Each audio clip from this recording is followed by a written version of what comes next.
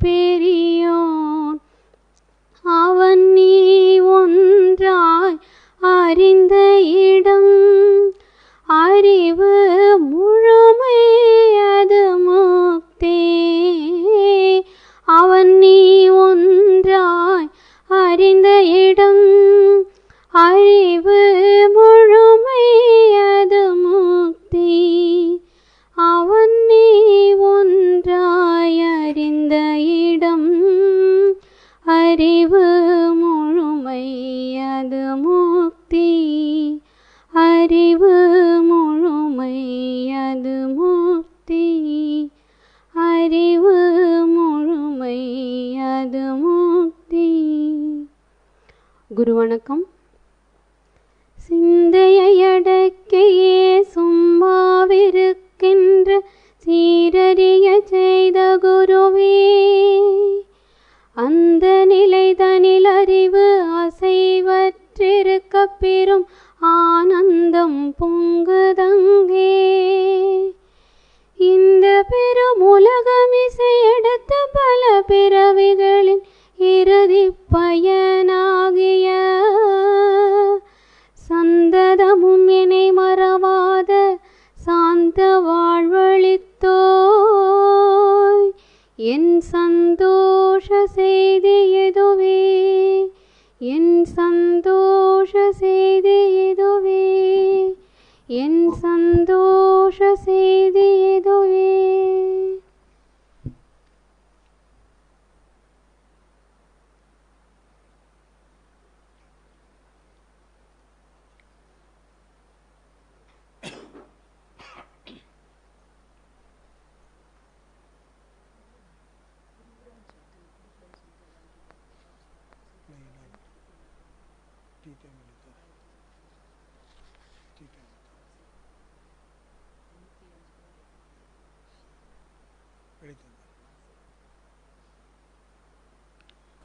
வாழ்க வளமுடன்.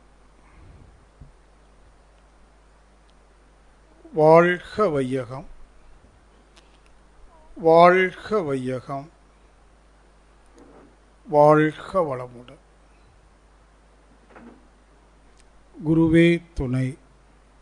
குருவின் திருவடி போற்றி. பேரன்புமிக்க சகோதர சகோதரிகளே, உங்கள் அனைவரையும் இந்த இனிய கால வேளையில் இங்கு ஒரு சேர சந்தித்துக் கொள்வதிலும், உங்கள் அனைவரையும் பணிவோடு வணங்கிக் கொள்வதிலும், அன்போடு வாழ்த்திக் கொள்வதிலும் பெரும் மகிழ்ச்சி அடைகின்றோம். ஒரு 3 நாட்கள் ஆன்மீகத்தை பற்றி ஆழமாக சிந்திக்க இருக்கிறோம். அதுபோல தவமும் ஒரு ஆழ்நிலை தவமாக ஆற்ற இருக்கிறோம். குறிப்பாக இந்த 3 நாட்கள் நாம் ஒவ்வொருவரும் எல்லாவற்றையும் மறந்த ஒரு நிலையில், அதாவது குடும்பம், தொழில், இன்னும் சமூக தொடர்பு, அது பற்றி எதுவும் நினையாது முழுக்க முழுக்க மனதிலே ஒரு மௌன நிலையில் இங்கு அமர்ந்து கொள்ள வேண்டும். ஆழியார் ஒரு இயற்கை சூழல் மிகுந்த இடம். நீண்ட காலம் அருள் தந்த அவர்கள் வாழ்ந்த இடம். இப்போதும் அவர்கள் தன்னுடைய பிரணவ சரீரத்தோடு இந்த வளாகத்திலே வாழ்ந்து கொண்டுதான் இருக்கின்றார்கள். அவர்களுடைய தவ ஆற்றல், உயர்ந்த கருத்துக்கள், இன்னும் அவருடைய பிரணவ சரீரம், இவற்றையெல்லாம் நமக்குள்ளாக முழுமையாக ஈர்த்து கொள்ள வேண்டும். ஈர்ப்பு மிக மிக அவசியம் ஒரு சீடனுக்கு.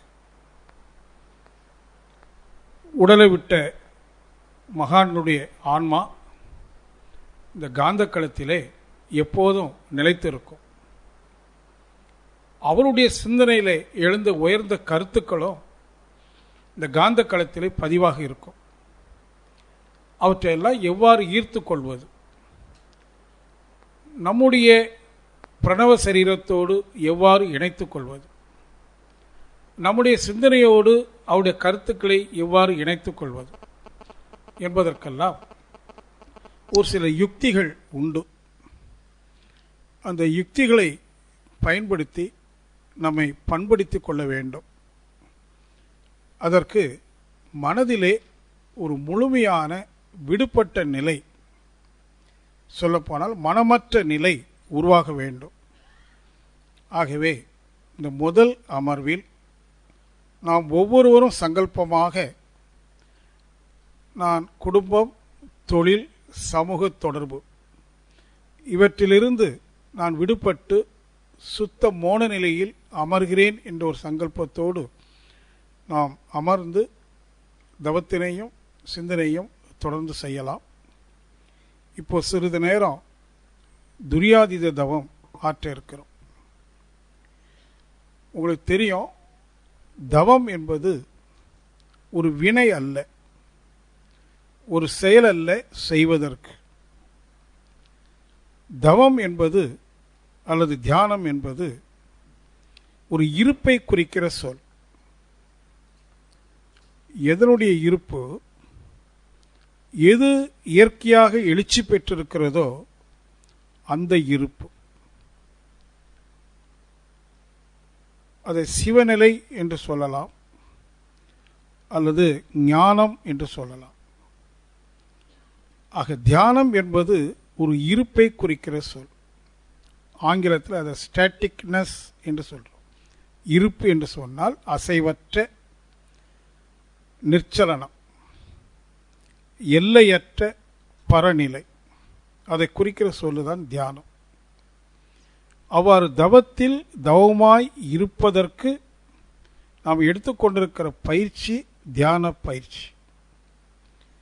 ஆகவே தியானம் என்பது எந்த முயற்சியும் இன்றி இயல்பாக இருக்கிற ஒரு இருப்பு. ஆனால் அந்த இருப்பு நேரடியாக சாத்தியமாவது இல்லை. அதற்கு சில பல வழிமுறைகளை பல ஞானிகள் கண்டிருக்கின்றார்கள். அதில் ஒன்று குண்டலினி தியானம். உயிர் மீது மனதை வைத்து, உயிர் என்பதோ இயங்கிக் கொண்டிருக்கிற ஒரு இயக்கம், மனம் என்பதும் ஒரு இயக்கம். ஆனால் உயிருடைய மத்தியில் ஒரு இயக்கமற்ற ஒரு நிர்ச்சலன நிலை உண்டு. அதை நோக்கி பயணிக்கிற ஒரு பயிற்சி தான் தியான பயிற்சி. அது சித்தியாகிற போது அந்த மையத்தில் இருக்கிற நிர்ச்சல நிலையில் இயங்கிக் கொண்டிருக்கிற மனம் தன்னை இணைத்துக் கொள்ளும். அவ்வாறு இணையும் போது ஏற்படுகிற அனுபவம் தியான அனுபவம். அதில் ஒரு சில பல தியான யுக்திகளில் ஒன்று துரியாதீதம். துரியம் கூட்டல் அதீதம். துரியம் என்று சொன்னால் ஒடுக்கம் என்று பொருள்.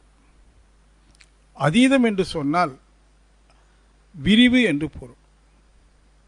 முதலில் இந்த தவத்திலே எல்லை கட்டி அலைகிற மனதை ஒரு அடக்க நிலைக்கு, ஒரு ஒடுக்க நிலைக்கு சிறிது சிறிதாக கொண்டு வருகிறோம். அது உச்சியிலே உயிர் சுழற்சியின் மத்தியிலே ஒடுங்கி நிற்கிற போது அது நுண்நிலை என்றும் ஒடுங்கிய நிலை என்றும், அந்த ஒடுக்கத்தில் கூட பரம் இருக்கிறது. பரம் என்று சொன்னால் எல்லையற்றது. மனம் ஒடுங்கினாலும் அந்த எல்லையற்ற வெளியோடு கலந்து கொள்ளும். ஆனாலும் நம்முடைய குருமகான் அவர்கள் உச்சியிலே ஒடுங்கிய பிறகு அந்த ஒடுக்கம் நிகழ்கிற போது உடல் அளவுக்கு விரிந்திருக்கிற பிரணவ சரீரம் ஒரு கம்பி போல ஒடுங்கிவிடும் சுழுமுனை நாடியில். அப்போ துரியதவம் ஆற்றுகிற போது அதிகபட்ச ஒடுக்கம் மனதில் நிகழ வேண்டும். அந்த ஒடுக்கத்திலேயே நிலைத்து நிற்கிற போது அந்த உடலளவுக்கு விரிந்திருக்கிற பிரணவம் சுழுமுனை நாடியில் ஒரு கோடு போல, கம்பி போல திணிவு பெறும். அவ்வாறு திணிவு பெற்ற பிறகு ஒரு சிறு சங்கல்பத்தின் மூலமாக, பாவனையின் மூலமாக உச்சிக்கு மேலே எழும்புகிறோம். அந்த பாவனை செய்கிற போது அந்த பிரணவ சரீரமும் அதோடு இணைந்து மேலே எழும்பும். பிறகு உயர்ந்து உயர்ந்து செல்ல செல்ல செல்ல அந்த பிரணவ சரீரமும் அந்த பாவனையோடு இணைந்து மேலே எழும்பும். எப்போ எழும்போம்? உச்சியில் ஒடுக்கமுற்றால் மட்டுமே. ஒடுக்கம் மிக அவசியம், இன்டென்சிட்டி என்று சொல்கிறோம். பிறகு படிப்படியாக பிரபஞ்சத்தை கண்டு அது சரியாக ஒடுங்கி உயர்வுமையானால் சாட்சாத் பிரணவ சரீரமே சக்தி களத்தில் அதை இருக்கிற காட்சி அப்படியே காணக்கூடிய ஒரு ஆற்றல் அந்த இடத்துல கிட்டும். இப்போ பிரபஞ்சம் முழுவதும் விரிந்து விட்டது பிரணவம். அதற்கு மேலே பிரணவத்துக்கு விரியும் சக்தி இல்லை. அந்த சிவகலம் என்று சொல்லக்கூடிய எல்லையற்ற பரவலி என்பது ஒரு நிர்ச்சலன நிர்குண பரபிரம்மம். ஆனால் மனம் என்பதோ சரணத்துக்கும் குணத்திற்கும் உட்பட்டது. ஆனால் மிகப்பெரிய களமான, பேரியக்க களமான சக்தி களத்தை கண்டு அங்கு சற்று நேரம் அந்த காட்சியை ஆச்சரியத்தோடு வியப்போடு ஒரு சிறு கணக்கிட்டு பார்க்கிற போது அந்த கணக்கு இடையிட அது எல்லையற்ற கணக்காக விரிகிற போது மனம் தானாகவே நின்றுவிடும். அது எங்கே நிற்க முடியும்? இந்த இயற்கையில் எது நிலையாக இருக்கிறதோ அந்த கரையில் தான் நிற்க முடியும். அது சுத்தவெளி என்ற பிரபஞ்சத்தை சூழ்ந்திருக்கிற ஒரு கரை. அந்த கரை களத்தோடு மனம் தானாக கரைந்து காணாமல் போய்விடும். இதைத்தான் மனமற்ற நிலை, a state of nothingness என்று சொல்கிறோம். அது இயல்பாக வரும். வருகிற போது அது அதுவாகவே மாறிவிடும். ஆகவே அதை சமாதி நிலை என்று சிவகலத்தை சொல்கிறோம். அந்த அளவுக்கு ஆழ்ந்தும் விரிந்தும் பறந்தும் இந்த அதீத தவத்தை ஆற்ற இருக்கிறோம். இப்போ ஆரம்பிக்கலாம். தவத்திற்கு முதலில் தயார்படுத்தி கொள்வோம். ஒவ்வொரு முறையும் தவமாற்ற முனைகிற போது தயார் நிலை மிக அவசியம். ப்ரிப்பரேஷன் என்று சொல்கிறோம். அகத்திலும் புறத்திலும் ஒரு தயார் நிலை. கைகளை கோர்த்து கண்களை மூடி சற்று நிமிர்ந்து அமர்ந்து இருப்பை கவனிக்கணும். எப்படி இருக்கிறோன்னு உங்கள் உடலை கவனிங்க. உடல் நிமிர்ந்த நிலையில் இருக்கிறதா கவனிக்கணும். முதுகுத்தண்டு நல்ல ஸ்ட்ரெயிட்டாக இருக்குதா? இன்னும் உடல் அசையாமல் இருக்கிறதா? அது முக்கியம். உடல் அசைவற்றதாக, குறிப்பாக ஒரு கல் சிலை போல உடலை பாவித்து, கல் சிலை எப்படி அசைவற்று நிலை பெற்று இருக்குமோ அதுபோல உடல் இருப்பதாக பாவனை செய்து உடலையே கவனிங்க.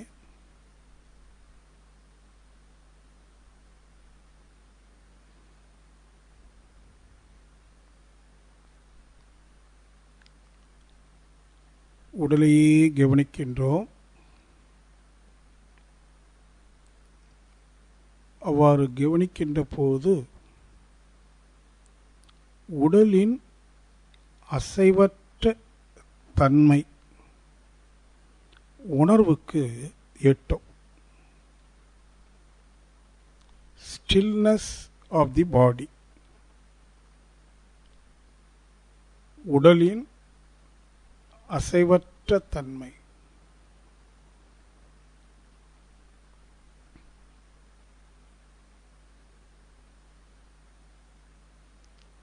அதோடு இணைத்து இயல்பான மூச்சு ஓட்டத்தையும் கவனிக்கின்றோம்.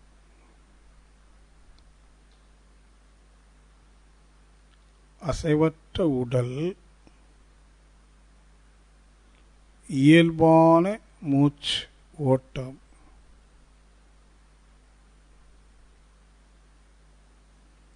அவ்வாறு தொடர்ந்து கவனிக்கின்ற போது மனமானது முற்றிலும் எண்ணங்களிலிருந்து விடுபடுகிறது, நிலை கொள்கிறது.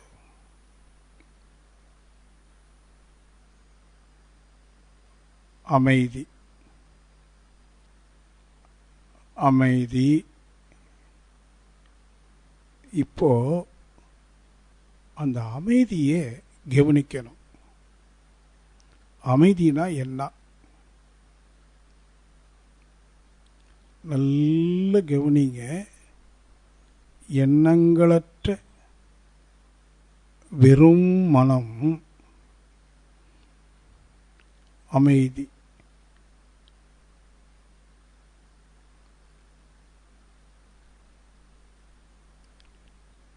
அகத்திலும் புறத்திலும்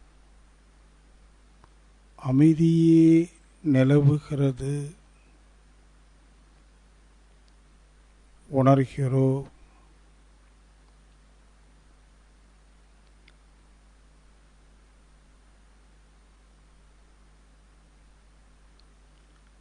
அமைதியை உணர்கிறோம். இருள் சூழ்ந்த அமைதி.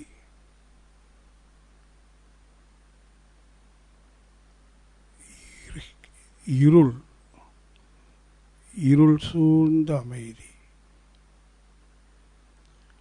அந்த இருண்ட அமைதி நிலையிலே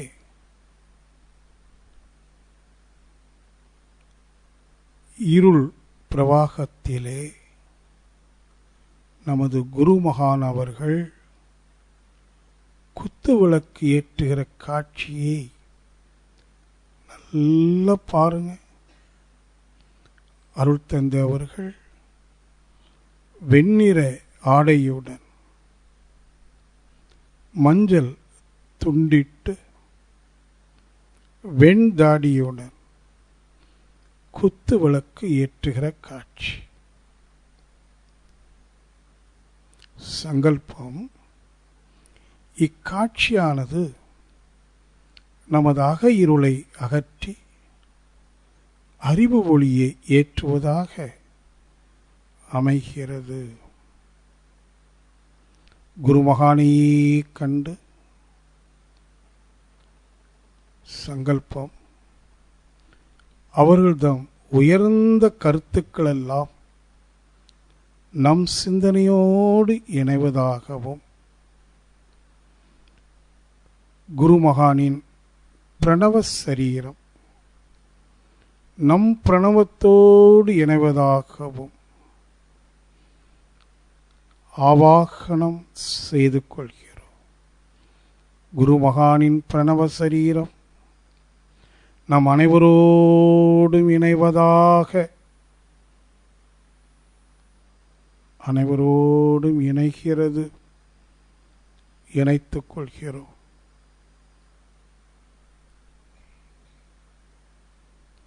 குருமகானையே கண்டு அவர்கள் தம் பொற்கமல பாதங்களில் சிரம் வைத்து வணங்கி நல்லாசி பெற்றுக்கொள்கிறோம்.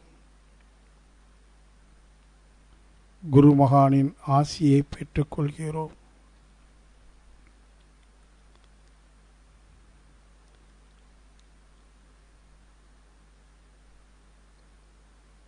இப்போ பெற்றோர்களை பார்க்கிறோம். தாயும் தந்தையும் இணைந்து நிற்கின்றார்கள். பெற்றோர்களையே கண்டு அவர்கள் தம் பொற்கமல பாதங்களில் சிரம் வைத்து நன்றியோடு வணங்கிக் கொண்டு நல்லாசி பெறுகிறோம்.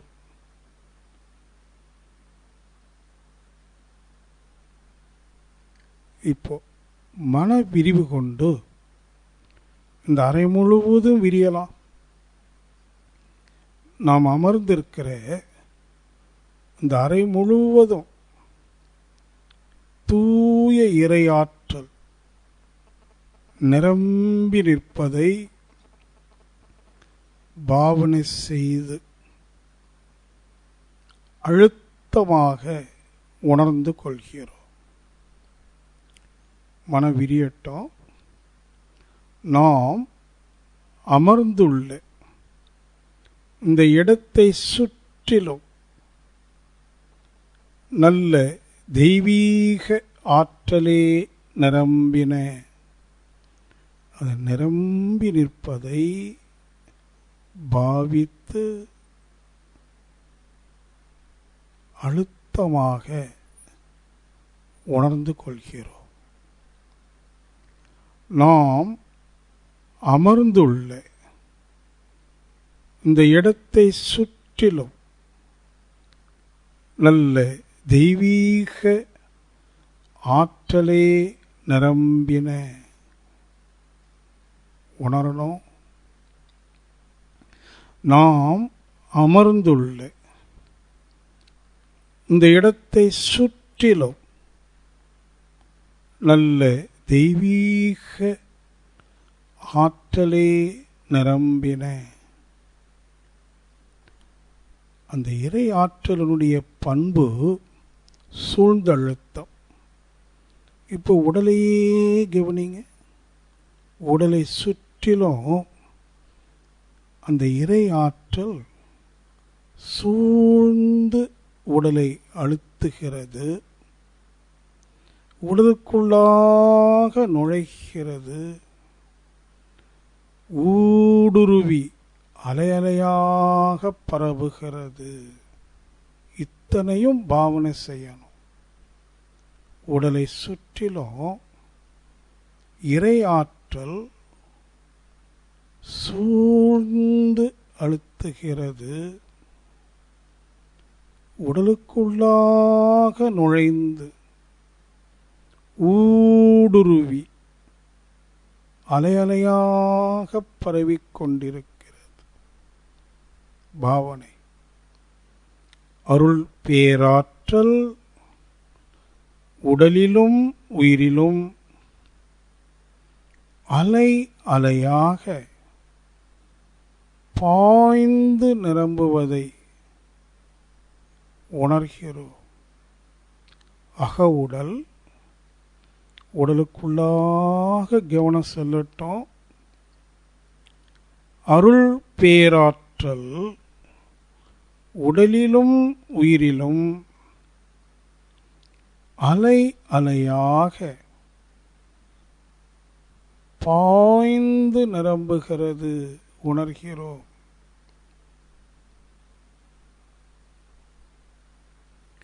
அருள் பேராற்றல்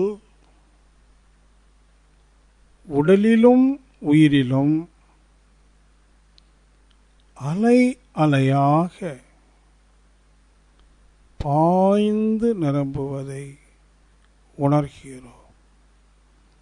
சிறிது நேரம் உடலுக்குள்ளாக கவனிங்க. இறையாற்றல் ஒவ்வொரு சிற்றறையின் ஊடேயும் அலையலையாக பரவிக்கொண்டே இருக்கிறது.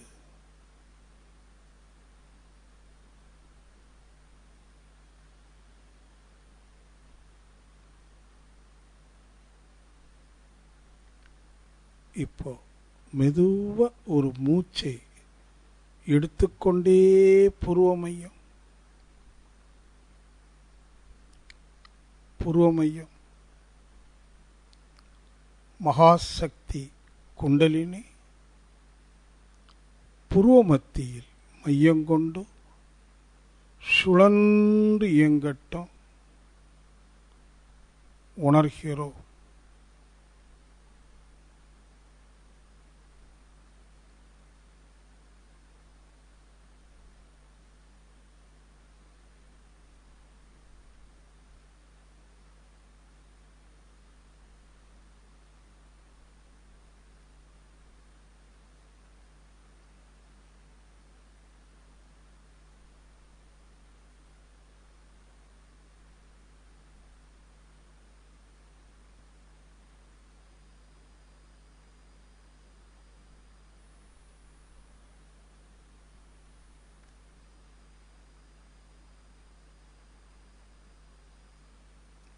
அழுத்தம் புருவமத்தியிலே அழுத்தம்.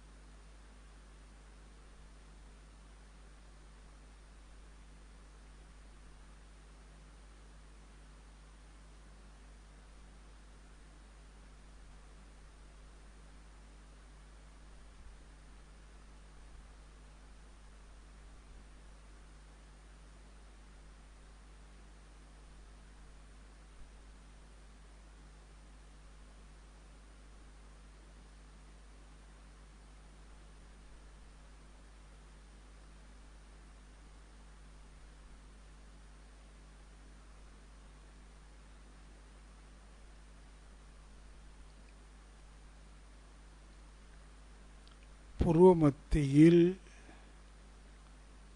அழுத்தம் உணர்கிறோம்.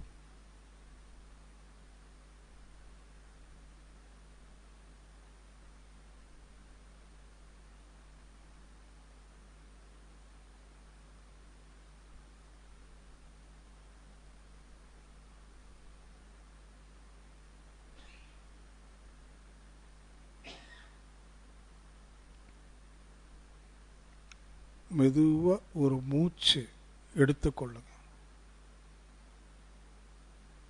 மூச்சோடு இணைத்து புருவமையம்.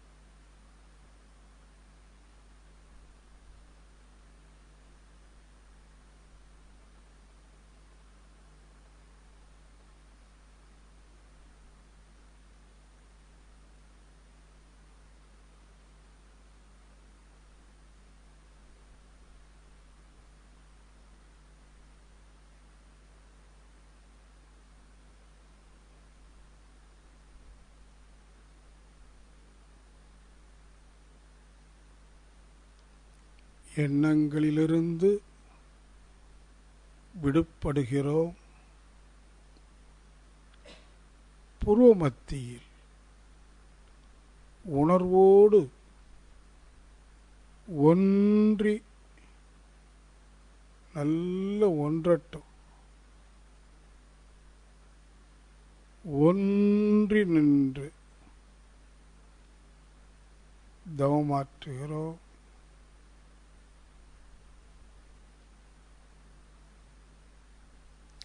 அழுத்தம்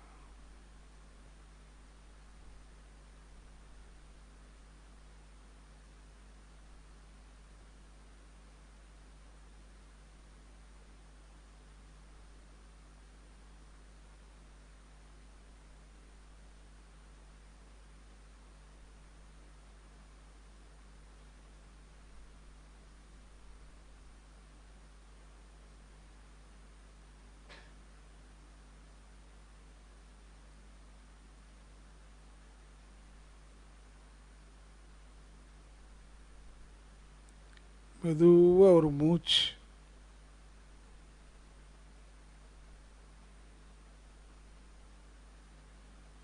அழுத்தம்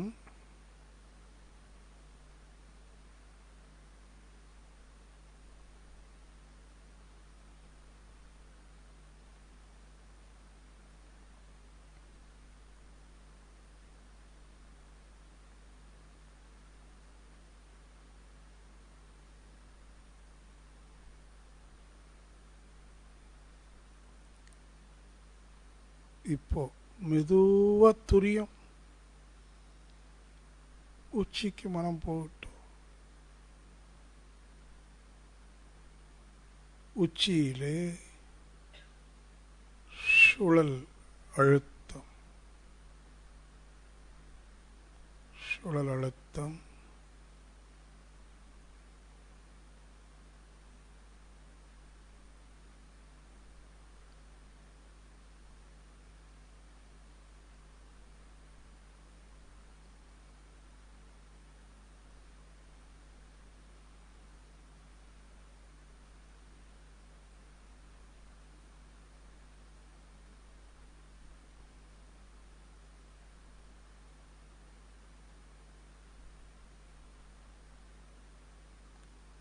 உச்சியில் மனம் ஒடுங்கட்டும். ஒடுங்கட்டும்.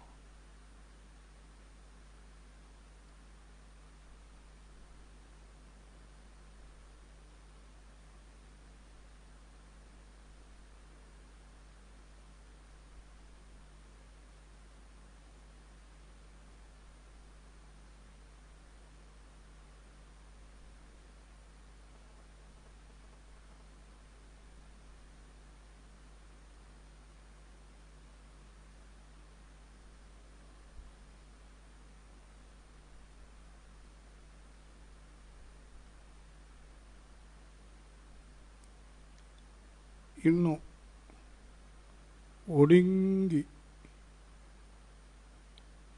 ஒடுக்கம்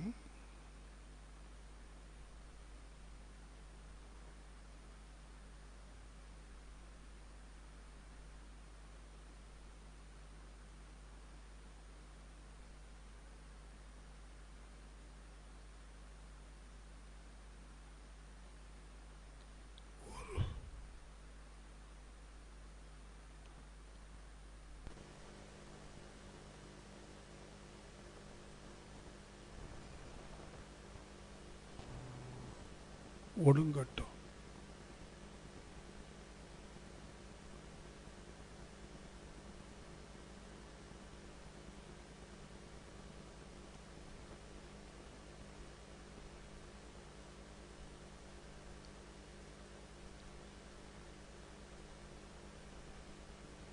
ஒடுங்கி ஒடுங்கி ஒடுங்கி நிற்கட்டும்.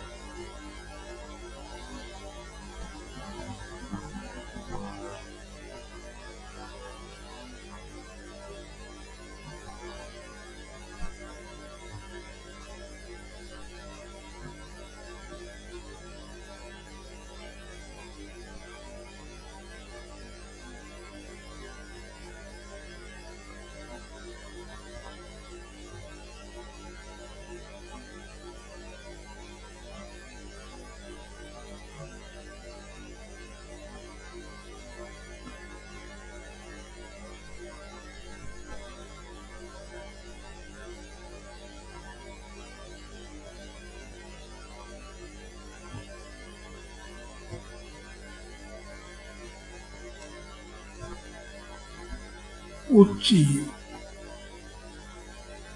ஒடுங்கி நிற்கிறோம்.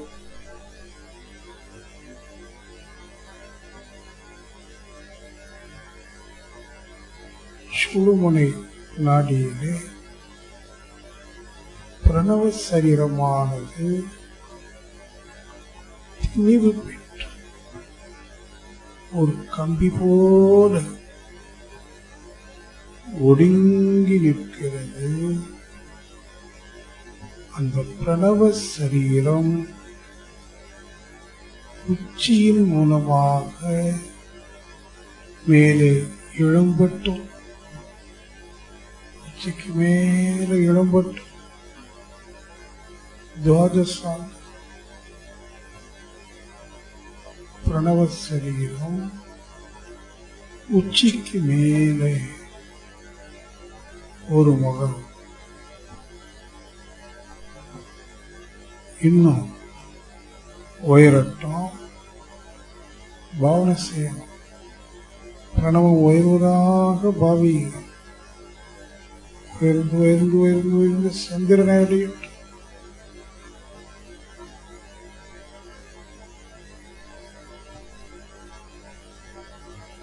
இன்னும் பிரணவம் உயரட்டும், விரைந்து உயரட்டும், சூரியனை அடையட்டும்.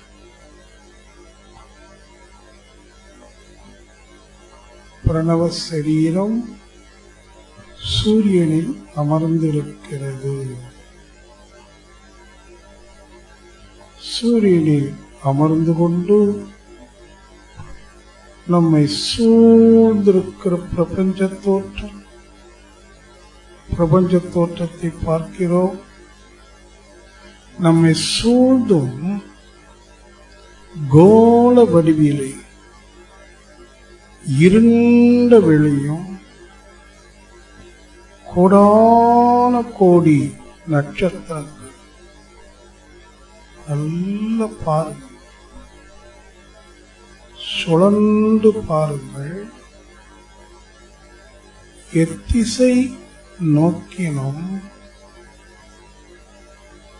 இருண்ட வெளியும் கோடான கோடி நட்சத்திரங்கள். பிரபஞ்ச தோற்றம்.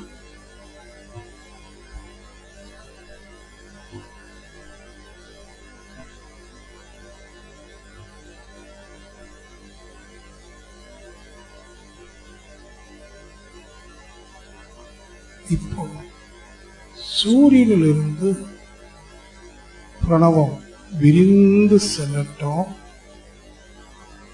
விரிந்து விரிந்து விரிந்து விரிந்து கோடான கோடி நட்சத்திரங்களை எல்லாம் கடந்து பிரபஞ்சத்தின் எல்லை அளவிற்கு விரிந்து நின்று பிரபஞ்ச தோற்றத்தை அகக்காட்சியாக கண்டு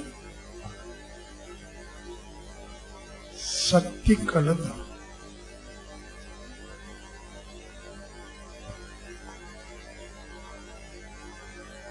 நல்ல உருவப்படுத்தி பார்க்கணும். நமக்கு உள்ளாக பிரபஞ்சம் தோற்றம் அளிக்கிறது. மிகப்பெரிய கோள வடிவிலே இருண்ட வெளியும் கோடான கோடி நட்சத்திரங்கள்.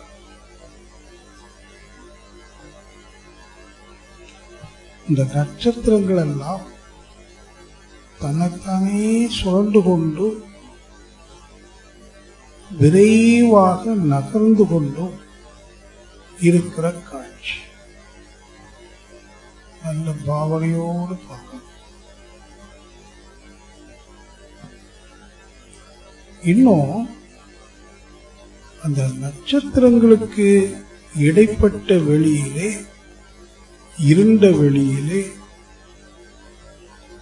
புலன்களுக்கு எட்டாத வீண்துகள்கள், கோடான கோடி வீண்துகள்கள் தன்னைத்தானே சுழன்று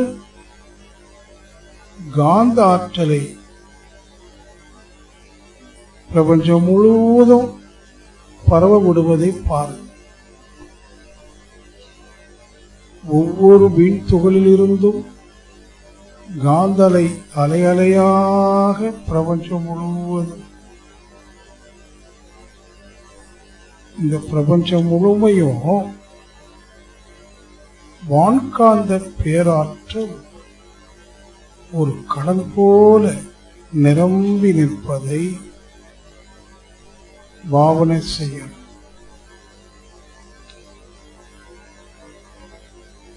பிரபஞ்சம் முழுவதும் வான்காந்தம் ஒரு கடல் போல நிரம்பி நிற்பதையும், அந்த வான்காந்த கடலில் மிகப்பெரிய நட்சத்திரங்கள் எல்லாம்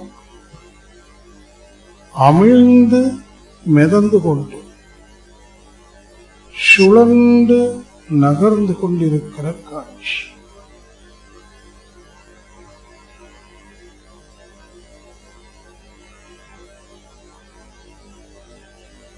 இந்த பிரபஞ்சமானது பல கோடி நட்சத்திரங்களோடு கூடிய ஒரே தோற்றப் பொருள்.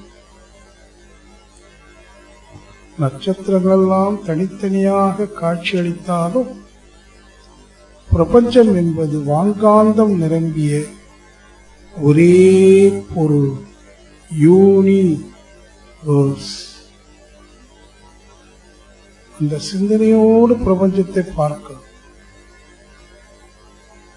நட்சத்திரங்கள் எல்லாம் தனித்தனியாக காட்சியளித்த போதிலும்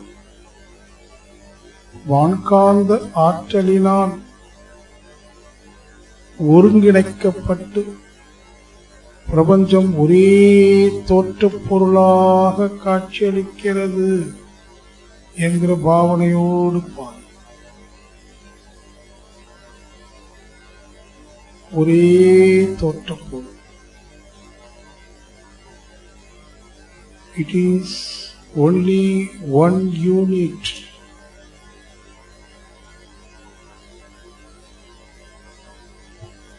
பிரபஞ்சம் என்பது ஒரே தோற்றம், சுரண்டு கொண்டே இருக்கிறது. முழு பிரபஞ்சமும் சுரண்டு கொண்டே இருக்கிறது. இந்த சுரண்டு கொண்டே இருக்கிற பிரபஞ்சத்திற்கு அப்பால் பிரபஞ்சத்தை சூழ்ந்ததும் எல்லையற்றதுமான சுத்தவெளி. அந்த சுத்த வெளியிலே விரைந்து விரிவடைகிறோம்.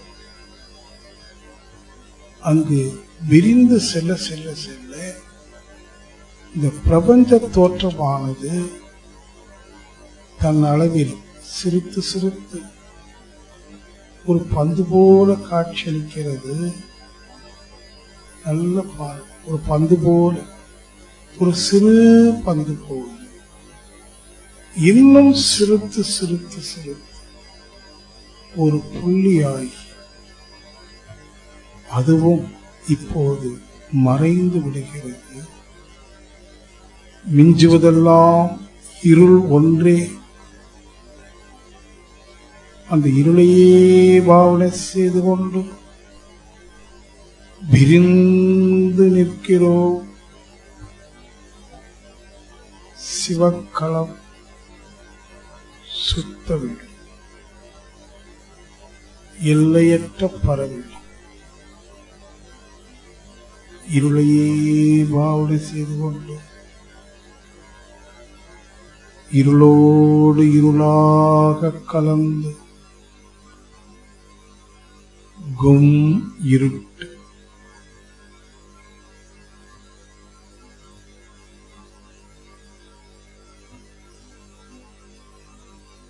இருள் மட்டும்.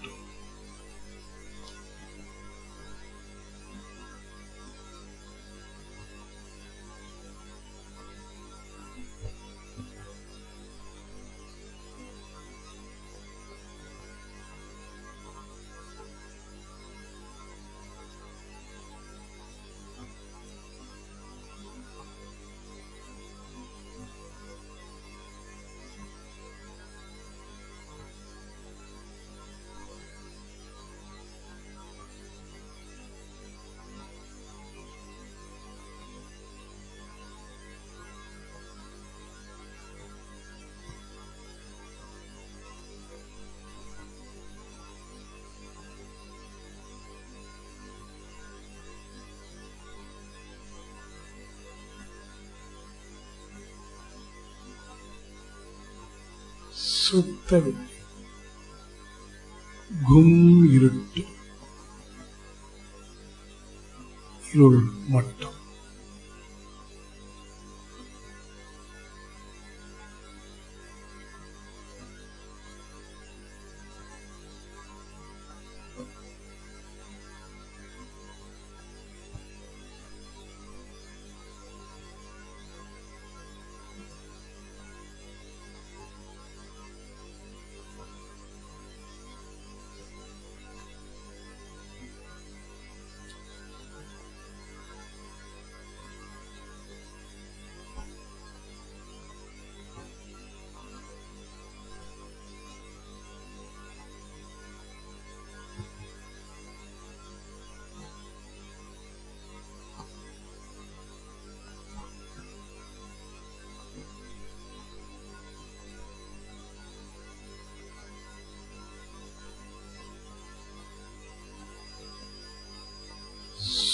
சுத்த வெளி, கும் இருட்டு,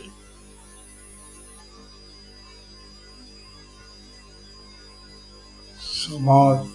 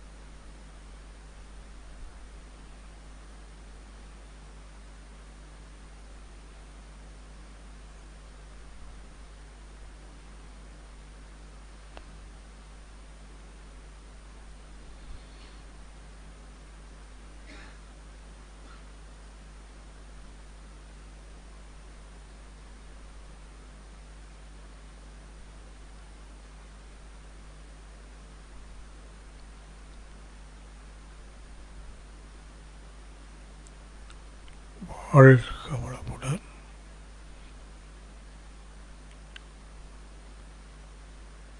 நிறைவு செய்கிறோம். மெதுவாக சுருங்கி மீண்டும் சக்தி களம், கோடான கோடி நட்சத்திரங்கள்,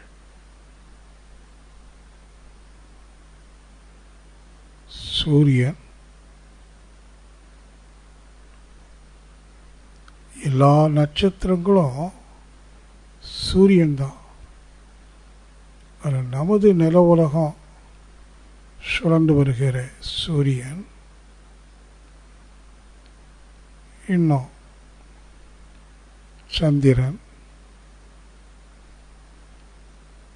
துவாதசாங்கம்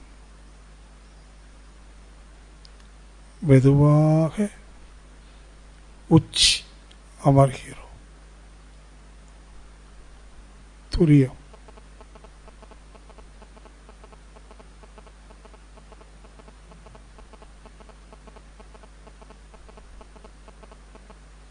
உச்சி முதல் கால் பாதம் வரை உடல் முழுவதும் தவாற்றலை பரப்பிக்கொண்டு உடலையே கவனிங்க. சற்று நேரம் அக உடலில் தவாற்றல் பரவிக்கொண்டே இருக்கிறது. உடலும் உயிரும் தூய்மையும் மேன்மையும் பெற்றன.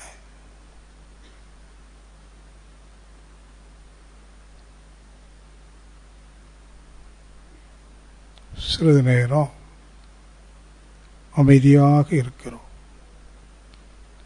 தவத்தினால் பெற்ற ஒரு பரவசம், ஒரு ஆனந்த நிலை, அந்த நிலையை உணர்ந்து சிறிது நேரம் அமைதியாக சும்மா இருக்கிறோம். யாதொரு எண்ணமும் இன்றி, சிந்தனையும் இன்றி, ஒரு முயற்சியும் இன்றி, முழுக்க முழுக்க சும்மா இருக்கிறோம்.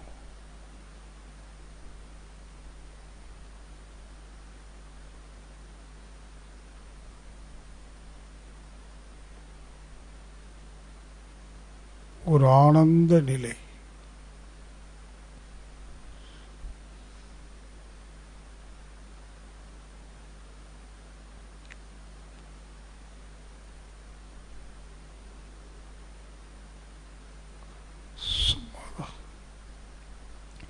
சும்மாதான் இருக்கிறோம். ஆனந்தமா இருக்கு.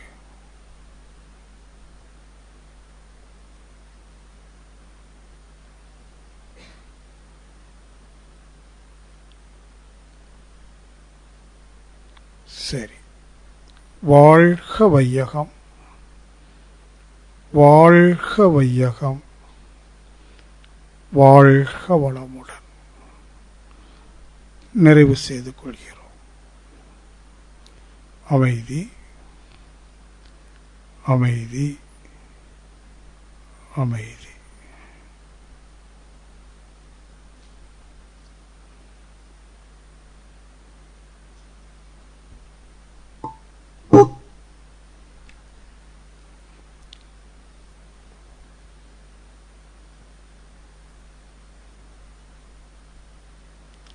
தவ அனுபவம், அதாவது தவம் என்றால் ஒரு இருத்தல், எதையும் செய்யாது, எந்த முயற்சியும் இன்றி, முனைதலும் இன்றி, முழுக்க முழுக்க ஒரு விடுபட்ட நிலை, totally detached state is meditation. தவம் என்பது முழுக்க முழுக்க விடுபட்ட நிலை. சொல்லப்போனால் அந்த இடத்துல மனம் இல்லை, உணர்வு இருக்கு. நம்முடைய அக உணர்வு தான் உணர்ச்சி வயப்பட்டு மனமாக எழுச்சி அடைகிறது. ஆனால் இங்கு தவத்தின் உச்சத்தில் எழுச்சி இல்லை, மன எழுச்சி இல்லை, அடக்கம் மட்டும். அடக்கம் என்றால் உணர்வு மட்டும். எது எழுச்சி பெறுகிறதோ அது மீண்டும் அடக்கம் அடைகிறது. அந்த அடக்க நிலையில் உணர்வு என்ன உணர்வு? அருள் என்ற உணர்வு. அது ஆனந்தம் என்று சொல்கிறோம். எந்தவித பொருள் தொடர்பும் இல்லை, புலன் தொடர்புகளும் இல்லை, எண்ணங்களும் இல்லை, சொல்லப்போனால் ஒன்றும் இல்லை. a state of nothingness, no mind, மனமற்ற நிலை. ஆனால் என்ன இருக்குன்னு பார்க்கிற போது ஆனந்தம் மட்டுமே. அப்போ அந்த தவ அனுபவம் என்பது ஆனந்தம் என்பது. அப்போ ஆனந்தம்தான் பேர் உண்மை. Ultimate reality is nothing but blissfulness. அந்த ஆனந்தத்திற்கு ஒரு பெயரிடுகிறோம், இறைவன் என்று. இறைவன் என்று ஒரு தனிநபர் அங்கு இல்லை, வேற எந்த குணமும் இல்லை. அது நிர்குண பரபிரம்மம். ஆனால் உணர்விற்கு அந்த உச்ச நிலையில், தவத்தின் உச்ச நிலையில் அனுபவம் ஆனந்தம் என்ற ஒரு உணர்வு. அப்போ எது அல்டிமேட் ரியாலிட்டி என்று சொன்னால் ஒரு ஆனந்தமய நிலை. இதெல்லாம் எதுக்காக வச்சிருக்காங்க அப்படின்னா, அந்த ஆனந்த நிலையை அனுபவிக்க அனுபவிக்க அறிவில் தெளிவும் மனதில் உறுதியும், வாழ்க்கையில் ஒரு அர்த்தமும் புறப்படும். இன்றைக்கு வாழ்க்கை, சாதாரண ஒரு மனிதனுடைய வாழ்க்கை அர்த்தமற்றதாக இருக்கு. ஒரு மீனிங்லெஸ் லைஃப் என்று சொல்றோம்.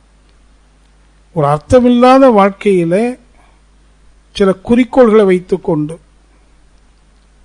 நாமளே கிரியேட் பண்ணிக்கிறோம். ஏ பர்பஸ் லைஃப், ஒரு பர்பஸ்ஃபுல் லைஃப். ஆனால் உண்மையை உணர உணர there is no purpose to live, purposeless life. நம்முடைய வாழ்வில் எந்த பர்பஸும் இல்லை. ஜஸ்ட் ஐ ஆம் living without any goal, without any aim. Just I ஆம் லிவிங். நான் வாழ்ந்து கொண்டிருக்கிறேன், மகிழ்ச்சியாக வாழ்ந்து கொண்டிருக்கிறேன், அது மட்டும்தான். there is no any other purpose other than happiness. மகிழ்ச்சியாக இருப்பதை தவிர வேறு ஒன்றும் இல்லை. உண்மையிலே ஒவ்வொரு மனிதனும் மகிழ்ந்து வாழ்வதற்கே முயற்சி எடுக்கிறான். தன் வாழ்க்கையை முழுக்க முழுக்க மகிழ்ச்சியாக வைத்துக் கொள்வதற்கே பலவிதமான செயல் புரிகிறான். ஆனால் அவனுடைய முயற்சியும் செயலும் கொடுப்பது என்ன? துக்கம் கலந்த சுகம். வாழ்க்கையில் அப்பப்போ சுகம் இருக்கு, இல்லை என்று சொல்வதற்கு இல்லை, ஆனால் துக்கமும் இருக்கு. எவ்வாறு தன்னை சமானப்படுத்திக் கொள்கிறான்? வாழ்க்கை என்றால் சுகமும் துக்கமும் நிறைந்தது. உண்மையில் அப்படி அல்ல. வாழ்க்கை என்பது முழுக்க முழுக்க சுகம் நிறைந்தது மட்டுமே, துக்கம் இல்லை. அது ஒரு அறியாமை. துக்கம் என்பது அறியாமை. தன்னுடைய உண்மை நிலையை உணர்கிற போது ஆனந்தமயம் மட்டுமே. ஆனந்தம் தான் இருக்கு. அதான் மகிழ்ச்சி பாடினாங்க, இன்ப ஊற்றாய் நிறைந்த இறைவா, எங்கும் இன்ப ஊற்றாய் நிறைந்த இறைவா. எங்கும் எதிலும் இன்பமயம், துன்பம் இல்லை. எத்தனை கோடி இன்பம் அமைத்தாய் எங்கள் இறைவா, பாரதி. அப்போ இயற்கை என்பது முழுக்க முழுக்க இன்பம் நிறைந்தது. அப்ப ஏன் மனித வாழ்க்கையில துன்பம் என்று சொன்ன அறியாமை. இது இன்பம் நிறைந்தது என்ற உண்மையை அறியாத காரணத்தினாலே அவன் இன்பத்தை தேடி துன்பத்தை பெருக்கிக் கொள்கிறான். ஆனால் இத்தகைய துன்பச் சூழலிலிருந்து தன்னை விடுபடுவதற்குத்தான் ஆன்மீக சிந்தனை. மனவளக்கலை என்கிற ஞான மார்க்கத்திற்கு உட்பட்ட அத்வைத சிந்தனை என்பது எதற்கு என்று சொன்னால், ஒரு கட்டத்தில் ஒவ்வொரு மனிதனும் விடுதலை பெற வேண்டும். விடுதலை என்று சொன்னால் குடும்பத்தை தொடர்ந்து செல்வதோ தொழிலை விட்டு செல்வதோ அல்ல. விடுதலை என்பது மனதிற்கு. மனம் விடுபட வேண்டும். மனம் என்பது ஒரு கடும் பற்றோடு நிறைந்த ஒரு தொகுப்பு ஓட்டம். ஆசைகளை பெருக்கிக் கொண்டு பெற்றதை தக்க வைத்துக் கொண்டு அது கடுமையாக பற்றி கொண்டு இருக்கிற ஒரு தொகுப்பு ஓட்டம்தான் மனம். அதிலிருந்து விடுபடணும். ஏன்னு சொன்னா, மனம் என்பது முழுக்க முழுக்க சுகதுக்கம் நிறைந்த ஒரு சக்கரம். நாம் ஒவ்வொருவரும் அறிந்திருக்கிறோமோ இல்லையோ, நாம் ஒவ்வொருவரும் சிறைப்பட்டிருக்கிறோம், அடிமை பெற்றிருக்கிறோம். அதை உணரணும். சிறை என்று சொன்னா அல்லது அடிமை என்று சொன்னா, ஒரு காலத்தில் வெள்ளையனுக்கு அடிமை என்று சொன்னோம். அப்போ சுதந்திரம் இல்லை என்று சொன்னோம். No liberation. அது அரசியல் சுதந்திரம், அரசியல் அடிமைத்தனம். ஆனால் இங்கு மனதிலே சிறைப்பட்டிருக்கிறோம், அடிமைப்பட்டிருக்கிறோம். இந்த மனம் எதையெல்லாம் நாடுதோ தேடுதோ தக்க வைக்குதோ, அந்த ஒவ்வொன்றிலும் நான் என்கிற ஆத்மா அடிமைப்பட்டிருக்கு. அடிக்ட் என்று சொல்றோம். அடிக்ட், சிறைப்பட்டிருக்கிறோம். அது இல்லை என்றால் எனக்கு வாழ்க்கை இல்லை. அது மதுவாக இருக்கலாம், மாதுவாக இருக்கலாம், பொருள் புகழ் செல்வாக்கு அதிகாரமாக இருக்கலாம். இப்படி ஒவ்வொன்றிலும் ஒவ்வொரு மனிதனும் தன்னை அடிமைப்படுத்திக் கொள்கிறான். அது இல்லை என்றால் நான் இல்லை. இந்த நான் அதை சார்ந்து அதற்கு இந்த நான் அடிமைப்பட்டு இருக்கு. அடிக்ட். நான் என் மனைவிக்கு அடிமை. நான் என் பொருளுக்கு, அதிகாரத்திற்கு, புகழுக்கு, பாராட்டுதலுக்கு அடிமை சொல்றோம். ஒவ்வொரு மனிதனும் ஏதோ ஒன்றுக்கு அடிமைப்பட்டிருக்கிறான், சிறைப்பட்டிருக்கிறான். அதுதான் துக்கம். எப்போ அந்த சிறையிலிருந்து தன்னை விடுவித்துக் கொள்கிறானோ, அந்த விடுதலை, லிபரேஷன், மனதிற்கு மட்டுமல்ல ஆன்மாவிற்கே விடுதலை. அந்த ஒரு லிபரேட்டட் சோல் அல்லது ஒரு லிபரேட்டட் மைண்ட், அதை நாம அடையணும். லிபரேஷன் சுதந்திரம். நான் எதுவாலும் அடிமைப்படுவதில்லை, எதற்கும் அடிமைப்படுவதில்லை. ஐ ஆம் டோட்டலி லிபரேட்டட் ஃப்ரம் மைண்ட். என்னை எதுவும் கட்டுப்படுத்துவதில்லை. நான் முழு சுதந்திர மனிதன். அந்த உணர்வு தட்டிய பிறகு வாழ்கிற வாழ்க்கை, சுதந்திரத்தோடு கூடுகிற வாழ்க்கை, அதுதான் உண்மையான வாழ்க்கை.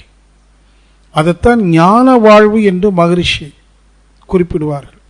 அந்த காலத்தில் ஒரு புத்தகம் இருந்தது, ஞான வாழ்வு என்று. இப்போ உள்ள வாழ்வு ஞான வாழ்வு அல்ல, விடுதலை வாழ்வு அல்ல, அடிமை வாழ்வு. நீங்க உங்க மனசுல கேட்டு பாருங்க, நீங்க எதுக்காவது அடிமையா இருக்கீங்களா? நிச்சயமா இருக்கும். இல்லை என்று யாரும் சொல்ல முடியாது. ஒருவர் பணத்துக்கு அடிமையாக இருக்கலாம், எவ்வளவு பொருள் இருந்தாலும் இன்னும் வேண்டும் என்கிற ஒரு அடிமைத்தனம் இருக்கலாம். சிலர் பெண்களுக்கு அடிமையாக இருக்கலாம், அல்லது புகழ், செல்வாக்கு, பாராட்டுதல், அதிகாரம் பெறுதல், இவற்றுக்கெல்லாம் அடிமையாக இருக்கலாம். இந்த அடிமைத்தனம் அவனை தவறு செய்ய சொல்கிறது. ஒரு உயர்ந்த இடத்தில் அமர்ந்த பிறகும் இந்த அடிமைத்தனத்தினால் தவறு செய்ய சொல்கிறது, அவமானம் நேரிடுகிறது. அண்மையிலே பார்த்தோம். நான் அரசியல் பேசுவதாக கருத வேண்டாம். ஒரு உன்னதமான இடம், முதலமைச்சர் என்று சொல்லக்கூடியது, பிரதமர் என்று சொல்லக்கூடியதெல்லாம் ஒரு நாட்டினுடைய முதன்மையான இடம். உயர் இடத்தில் இருந்து கொண்டு அந்த இடத்தில் இருந்த பிறகும் எதற்கோ தன்னை அடிமைப்படுத்தி தவறு செய்கின்ற காரணத்தினால் அந்த உயர்ந்த இடத்திலிருந்து தாழ்ந்த இடத்திற்கு தள்ளப்படுகிறாய். இந்த சமூகம் உன்னை அவமானமாக பார்க்கிறது. இன்று நாம் அவமானப்படுகிறோம் என்று சொன்னால் அடிமைத்தனம் தான் காரணம். யார் ஒருவன் அடிமையிலிருந்து விடுபடுகிறானோ, விடுதலை அடைகிறானோ, அந்த விடுதலை என்ற சொல்லுக்குத்தான் சமஸ்கிருதத்தில் முக்தி என்று வைத்தார்கள், முழுமை என்று வைத்தார்கள். அவன் நீ ஒன்றாய் அறிந்த இடம் அறிவு முழுமை, அது முக்தி. முக்தினா விடுதலை அல்லது முழுமை. ஒரு மரம் இருக்கு, மாமரம் என்று வைத்துக் கொள்வோம். அதில் நிறைய பூக்கள் பூத்து கிடக்கின்றன. சிறிது நாள் ஆயிற்று, பூக்கள் எல்லாம் பிஞ்சுகளாக மாறுகின்றன. இன்னும் சிறிது காலம் ஆயிற்று, பிஞ்சுகள் எல்லாம் காயாக, பிறகு அந்த காய் கனியாக. அங்கு என்ன நிகழ்கிறது? அந்த பூ என்ற ஒரு சிறு அந்த பூ வளர்கிறது, பிஞ்சாக காயாக, இன்னும் வளர்ந்து வளர்ந்து கனியாக. அது கனி என்ற நிலையை அடைகிற போது முதிர்கிறது, முதிர்ச்சி. அந்த முதிர்ச்சி அல்லது முழுமை அடைந்ததும் அது விலகி விடுகிறது மரத்தை விட்டு. அதான் விடுதலை. எப்போது பூக்கு விடுதலை? அது முதிர்ச்சி அடைகிற போது, முழுமை அடைகிற போது எதனோடு இணைந்து கொண்டிருந்ததோ அதிலிருந்து விடுபடுகிறது. ஏன் விடுபட வேண்டும்? எப்போது அந்த பூ கனிந்து விடுபடுகிறதோ அப்போது அது மீண்டும் விதையாக மாறுகிறது. அந்த ஒரு விதை பல விதைகளை உருவாக்குகிறது. இதுதான் கிரியேட்டிவிட்டி, ரியல் லைஃப். ஒரு உண்மையான வாழ்க்கை அந்த மலருக்கு எப்போது என்று சொன்னால், அந்த மலர் அந்த மரத்திலிருந்து விடுபட்டு கனியாகி விடுபட்டு விதையாகி மீண்டும் பல விதைகளை கொடுக்கிற மரமாக வளர்ச்சி அடைகிற போது. அதுபோல ஒவ்வொரு மனிதனும் இன்று எந்த மனதில் சிறை உண்டு கிடக்கின்றானோ அந்த மனதிலிருந்து விடுபட வேண்டும். ஏன் விடுபட வேண்டும்? For creation, to create such a world. ஒரு கிரியேட்டிவிட்டி. குடும்பம் தொழில் என்ற எல்லைக்கு உட்பட்டு சிறைப்பட்டு கிடக்கின்ற மனிதன் தன் எல்லையை விரிக்கிறான். இந்த உலகமே எனது வீடு, யாதும் ஊரே யாவரும் கேளீர். என் குடும்ப உறுப்பினர்கள் 4 பேர் அல்ல, 700 கோடி மக்கள் என் குடும்ப உறுப்பினர்கள். என் வீடு இந்த பூ உலகம். எப்போது இந்த மனம் விரியும்? அந்த எல்லைக்குட்பட்டு எனது வீடு, எனது குடும்பம், எனது தொழில், எனது எனது என்கிற கடும் பற்றோடு கூடிய எல்லைக்குட்பட்ட சிறையிலிருந்து விடுபட்டு இந்த முழு உலகமும் என்னுடைய குடும்பம், என் வீடு, அனைவரும் என் மக்கள், யாதும் ஊரே யாவரும் கேளீர். அந்த வாழ்க்கை வாழ்கிற போதுதான் அதை ஞான வாழ்வு என்று சொல்றோம். இப்போ வாழ்கிற வாழ்வு அறியாமையினால் உணர்ச்சி வயப்பட்டு எனது என்கிற பற்றுக்கு அடிமைப்பட்டு சிறைவிட்டு வாழ்ந்து கொண்டிருக்கிற வாழ்க்கை. இதிலிருந்து விடுபடுவதற்கு நாம பல கோணங்களில் சிந்திக்க வேண்டிய கட்டாயத்தில் இருக்கிறோம். எந்த மனிதன் தான் சிறைப்பட்டிருக்கிறான் என்று அறியாமல் வாழ்ந்து கொண்டிருக்கிறானோ அவன் கடைசி வரைக்கும் சிறையிலே வாழ்ந்து மடிந்து விடுகிறான். அவன் அனுபவிக்க வேண்டிய காற்று ஒரு சுதந்திர காற்று, ஒரு சுதந்திர ஆத்மார்த்தமான காற்று. அதை உணராமலேயே நிறைய பேர் மடிந்து விடுகிறார்கள். ஏனென்றால் அவர்களுக்கு சொல்லப்படவில்லை நீ சிறைப்பட்டிருக்கிறாய் என்று, அவர்களுக்கு உணர்த்தப்படவில்லை அவர்கள் சிறைப்பட்டிருக்கிறார்கள் என்று. ஆனால் மாமுனிகள் நமக்கு சொல்லக்கூடிய முதல் கருத்தே நீ சிறைப்பட்டிருக்கிறாய். இந்த சிறையிலிருந்து நீ விடுபடுவதற்கு என்ன மாதிரி நீ சிந்திக்க வேண்டும்? உன்னை பற்றி, உன் குடும்பத்தை பற்றி, நீ வாழ்ந்து கொண்டிருக்கிற சமூகத்தை பற்றி, நீ உனக்கு அறியாமலேயே தொடர்போடு இருக்கக்கூடிய இயற்கையை பற்றி, இப்படி பலவிதமான பரிமாணங்களில் நீ சிந்திக்க சிந்திக்க உன் மனதிற்குள் ஒரு புரிதல் நிகழும். ஒரு புரிதல், முதல் முறையாக உண்மையான விஷயங்களை பற்றி புரிகிற ஒரு தன்மை, ஒரு தகமை ஏற்படும். ஏன்னா வேதம் அந்த காலத்திலேயே ஆணித்தரமா சொல்லக்கூடிய ஒரு பேர் உண்மை, புரிதலே ஞானம் என்று. Understanding is wisdom. விஸ்டம் என்று சொன்னா மெய் உணர்வு, உண்மை பற்றிய அறிவு, the realization of ultimate truth.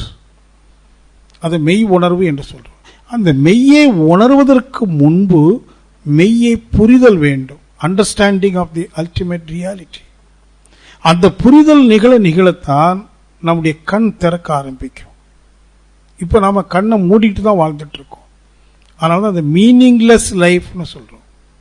இந்த வாழ்க்கை உண்மையிலேயே அர்த்தமுடையது.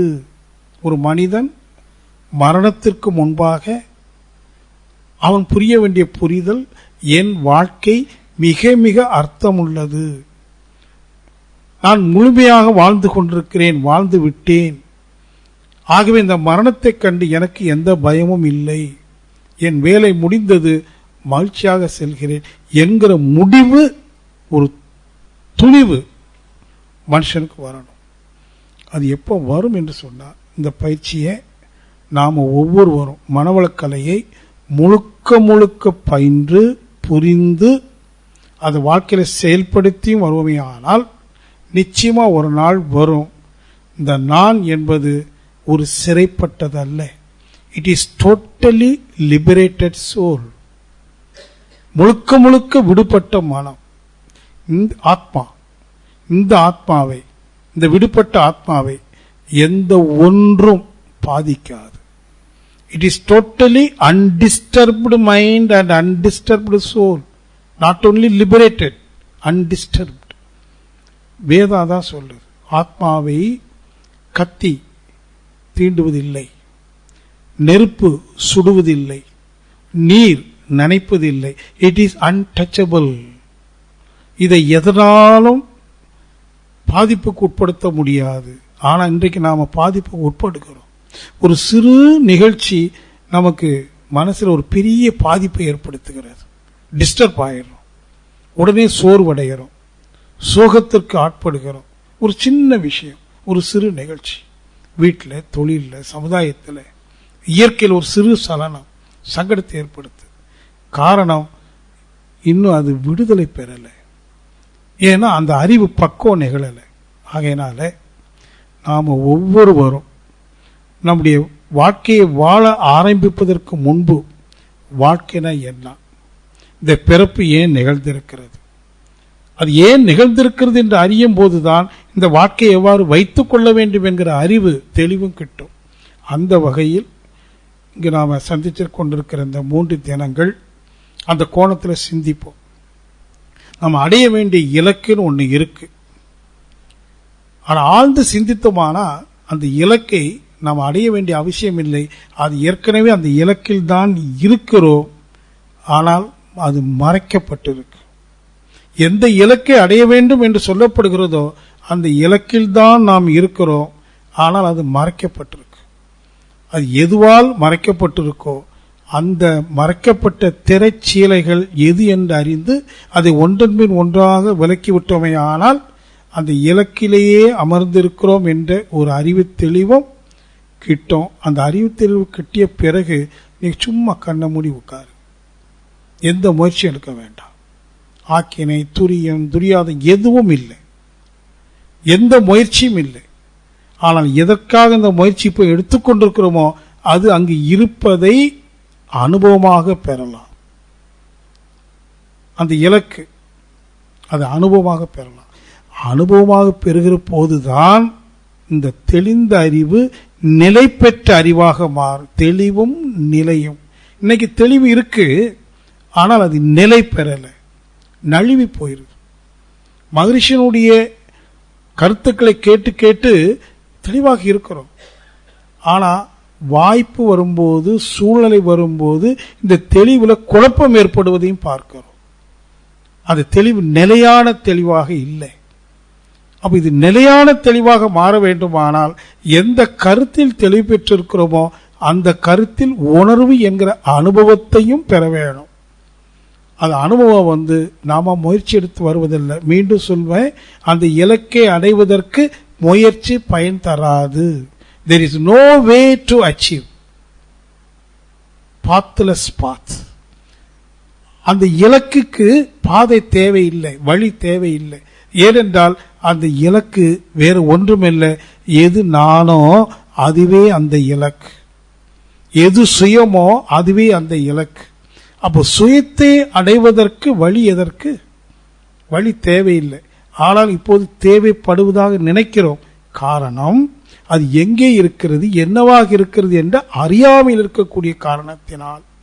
அதை பற்றி புரிகிற போது, அந்த புரிதல் நிகழ்கிற போது நாம் அடைய வேண்டிய ஒன்று நானாகவே இருக்கிறது, என்னிடமே இருக்கிறது என்று அறிந்த பிறகு நான் என்னில் எவ்வாறு அடக்கமுறுவது, அடக்கமுறுவதற்கு எது தடை, அந்த தடைகளை எவ்வாறு அப்புறப்படுத்துவது என்கிற சிந்தனையும் செயலும் தான் நமக்கு வேணும்.